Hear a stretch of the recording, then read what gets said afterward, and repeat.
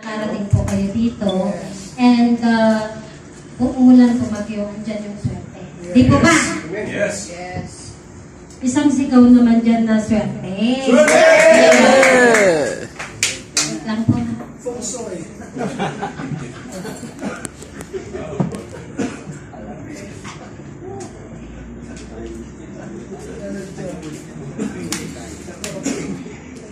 Yan para medyo solemn. So, ako po si Dulcelina Cadiz Mendoza. 26 years na po ako sa Hong Kong. Actually, based po ako ng Hong Kong.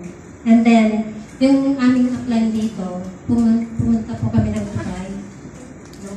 So, nakita namin na ito is very different because it's a combination of Bitcoin and gold.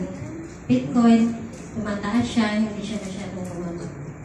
And then yung gold naman po is, alam naman natin, tumataas din yung gold, very stable.